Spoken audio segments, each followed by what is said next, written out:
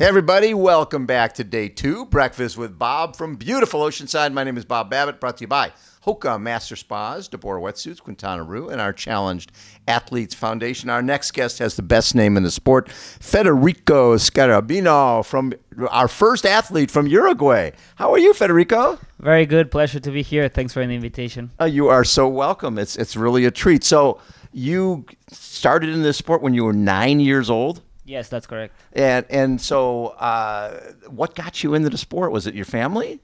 So I was already swimming. My dad put me into swimming when I was at a young age. And then when I turned 9, my dad got invited to do a triathlon. And when I heard of it, I wanted to do it, but I wasn't allowed because I was too young. Too young, yeah. So I went to watch him, and then I told him, Dad, I want to do this. We found a kids race, and then next month I was doing my first triathlon. And is the sport growing in Uruguay? Yes, a lot. Each year there are more athletes joining, especially long distance Ironman races. So yes. It's a growing sport. I think it's kind of worldwide. Yes, but it is. In Uruguay, it's massive. So you started out thinking Olympics. The goal was Paris. Well, actually, 10 years on the ITU circuit? Yes, so I did from all the way youth to juniors category, and then the goal was making it to the Olympics. The closest I've been was to Paris, but still didn't make it. I was trying to do a new flag, which is actually the first country in America that doesn't have an athlete qualified. Right. And so Matthew Wright from Barbados got it. I think I was second or third out, missing the spot. And so from there, I felt like I needed something different. Tried an Ironman 70.3. I like it.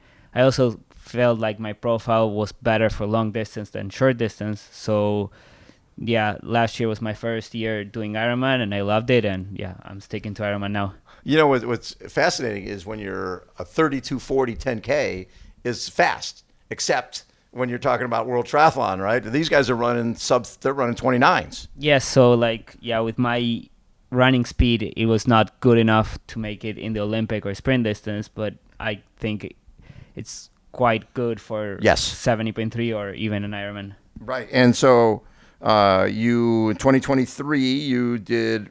You went to one in Cozumel in 2021, but crashed. Yes. And then in 2023 you got 15th in Indian Wells. Yes. And that sort of tells you that I think I made the right decision here. That's when Indian Wells was already part of in the period of Paris qualification. Qualification was not done yet, but I knew already I was not qualifying. So I was let's just try a 70.3. I went to Indian Wells, and then this was okay result. I think I got billed from here, and then started the year with Oceanside last year here. Last year, you got 11th. Yeah, and I was fully committed to Ironman already. Very cool. And so you did one of your best races. Well, you did. Was your first Ironman in Barcelona?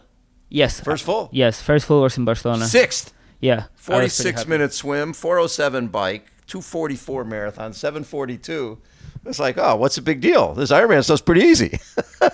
I really enjoyed it, and I trained a lot for it. I was really happy with the result, and then I didn't qualify for Nice, which is the goal for this year. Yes. So I'll be doing Ironman Brazil in June 2nd to try to get my qualification there. And try to go to Nice. Yes. In a course like that with a lot of climbing, that good for you? Well, that suits me. I'm 62 you're a light guy. kilos, so the more it climbs, the better it is for me. Well, and what's good about this course is there's some good climbing out there. Yeah, that's why I'm here. This course suits me really good. Last year, I really enjoyed it. I did have better position results in other races, but not with this field. I felt like this field, compared to my results, was the best one I did last year. Oh, do you really? Yeah. Yeah, I did get lost on the bike and lost a couple minutes, which, of course, affected the final result, but still, I think it was a solid race, and I run 1:13 out of a hard bike, so I was happy with that. Especially you probably did a few more miles on the bike than everybody else. Yeah. You should get extra credit for that. I hope I can do better than what I did last year. So where the hell did you get lost on this thing? Was it that first climb? No, the first turn on the left. So the very first turn. I think we were entering to the circuit. Yes. The problem was that there was not volunteers there making telling you to turn left, and then you still had the cones to keep going. Yes. Because actually you were coming back on that course. Got it. What you're following the cones that were coming the other way. Yeah. So it wasn't just me. We were 5 athletes. We all of them we all went by. Actually, I remember at that moment when I passed, Lionel Sanders passed me by. Yes. And then he stopped. But I heard he shouted something, but I didn't understand. And then now that I think about it, he was shouting like, "Oh, was it there?" We're wrong way, yeah.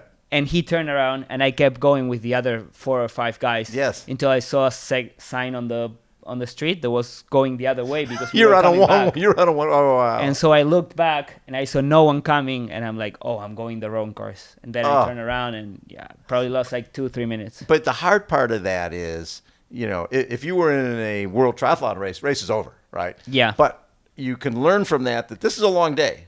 You still ended up getting 11th. Yeah, so I actually thought my race was over. Of I course. came back to the course, then pretty much everyone was gone. And the moment I get back into the course, Joe Skipper passed me. Yeah. And he saw the situation. He saw me coming the other way, and he kind of shouted like, where are you going? Something like that. And then I told him I got lost, and he said, okay, let's work. Let's go. Come, yeah. And like after, I think, half of the bike ride, we passed a big peloton when I saw some big names like Max Hansen. Yeah. So I recognized I was back on the race. You're back in the course. Yeah. That's cool that you gave away a few miles and still got back in the race. Yeah, and I mean, I was happy. It was a good day. The thing you learn from this sport is it's never over. Yeah, right? It's never over, especially in long distance. You're always going to have, especially in the full, you're going to have some peaks and valleys. And being able to deal with those and come back. And you obviously did a great job getting 11th. Was there a point where you were thinking, oh, well, race is over? Yeah, when I got back on the course and I couldn't see no one.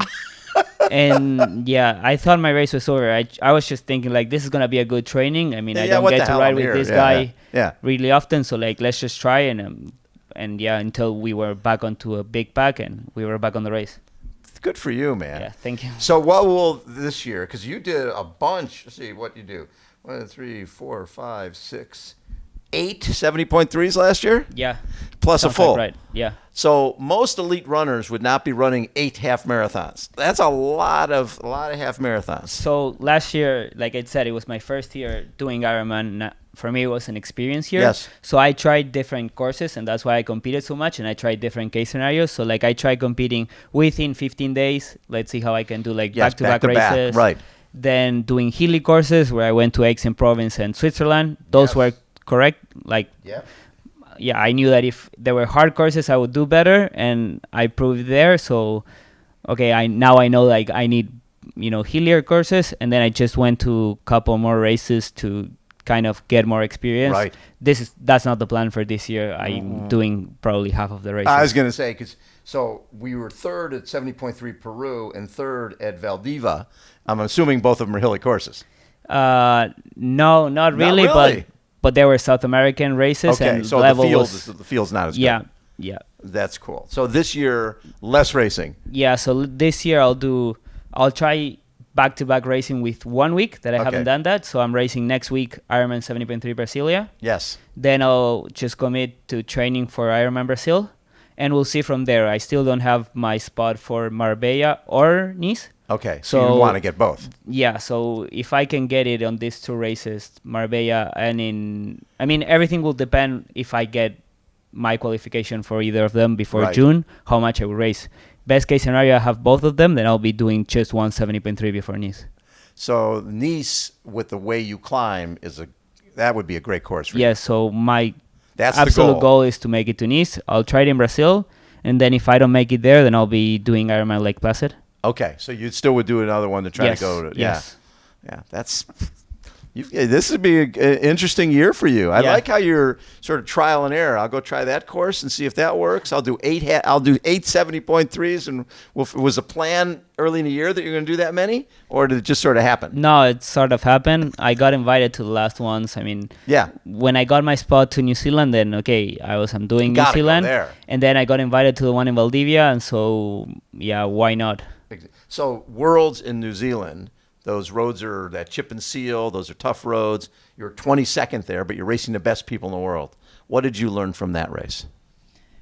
The thing I learned the most is that I have to be in a good spot on the downhills. Right. Because I was on so there was a 5 or 8 guy breakaway. Yes. And then there was a big group, which I was in. Yeah. And it was massive. It was like 40 guys at the beginning. God. Yeah. And I kind of passed, let's say, half or 2/3 of the field on the first climbs, like going up. But then when we came to the big downhill, I got dropped by the same guys. I passed them on the uphill. Yeah. And then I just couldn't keep up, like going all out effort, like no more gearings. Right. And yeah, like, I don't know in miles, but max speed I had was 90 an hour. That's fast. And I got dropped. So what I learned the most is that, okay, with my weight, I need to be sure to position myself correctly before the downhills. And right. That's also a point for this race, because this race has 2 big downhills. It does. So yeah, like for me, I mean, I think New Zealand was great and I learned a lot, and I know that I have to know the course well and position myself well before downhills. I don't have problems going up. So now that you're the only pro from Uruguay, are you getting some notoriety in Uruguay that, hey, we've got a pro here who's competing on the pro circuit? Yeah, so with this year, a lot of companies contact me, and like I've got some new sponsorships, which of course is great, and it helps a lot. So yeah, I'm happy, and also the fact that the sport is growing back home, that also contributes a lot. That is so cool. That is first athlete from Uruguay. This is really fun. And throughout South America, the sport is booming. Yes. I mean, I think it's kind of worldwide. I see triathlon going, more events. If you look at the start, I mean, I also have a team. I'm a coach. Oh, you're a coach? Yeah, I'm a coach, and my athletes, when they want to get to races, we were looking at the calendar. They're pretty much 90% sold out already. Yes. Especially in South America or in Europe, they're sold out. Yes. Well, I haven't checked in the U.S. maybe as well. Yeah, but like I think St. George is sold out and Oceanside sold out. So they're Texas. Yeah, the sport is doing really, really well. There's races in September in Brazil that are already sold out. That's so cool. Yeah. I love hearing that. Federico, what a treat to get to meet you. Very exciting to get to meet you. I can't wait to see how you do here. And this time, the bike ride's only 56. You don't need to do 59 or 60. That's you don't get extra credit. I'll keep that in mind. Federico Scarabino, the best name in the sport, has been our guest again. Breakfast with Bob from Oceanside. Hold on. We will be right back.